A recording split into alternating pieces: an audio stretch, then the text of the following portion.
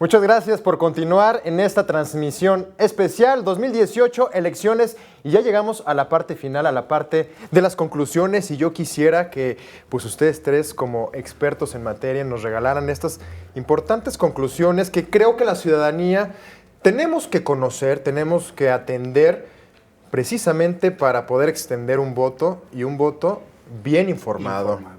Diana, ¿qué te parece si comenzamos contigo? Sí, claro que sí. Yo me quedo con un mal sabor de boca, esperaba más propuestas y el punto que yo esperaba que más tocaran era la seguridad.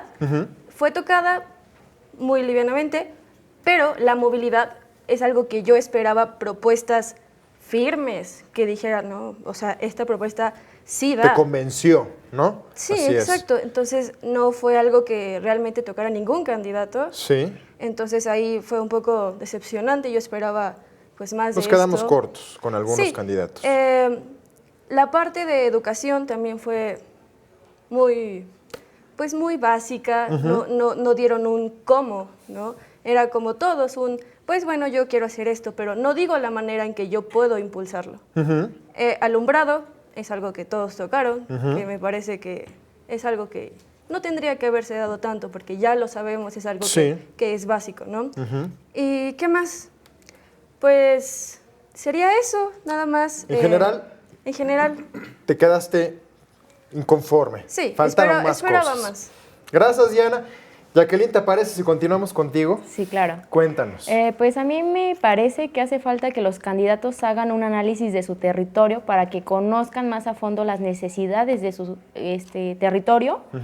Y aparte también es muy importante que conozcan cuáles son las facultades que les da la nueva Constitución de la Ciudad de México a los diputados locales, para que sepan que pueden legislar, porque según yo, el tema del alumbrado no es un tema que le toque a un legislador. Un legislador se debe de enfocar en, como lo dice el nombre, legislar en materia, por ejemplo, de niños y jóvenes, seguridad en el transporte público, seguridad pública. El alumbrado, entonces, ¿quién lo tendría Se supone ver? que eso le corresponde, es facultad de las ahora llamadas alcaldías, porque eso es un tema administrativo y lo que ellos van a hacer es algo legislativo. Entonces, más bien sería como que hacer las modificaciones a la Constitución de la Ciudad de México y las leyes secundarias o generales que corresponden a esta nueva legislatura. Jacqueline, muchas gracias. Alonso, ¿sus conclusiones?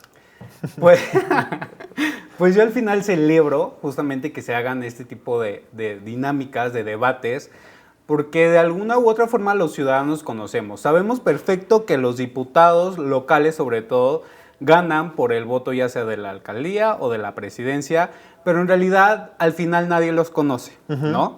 Entonces, el hacer estas propuestas, o estos debates, a nosotros como ciudadanos nos sirve mucho. ¿Por qué? Porque tenemos un voto más informado, conocemos a los candidatos, conocemos a quiénes pueden ser nuestros posibles diputados locales, y entonces, bueno, ya empezar a gestionar quizá en algún momento. Pero, ¿con qué me quedo del debate? Me quedo también con un muy mal sabor de boca, porque como te lo dije al principio, están las dos candidatas punteros, que es la del Frente y la de Morena. Y les faltó. Y les faltó.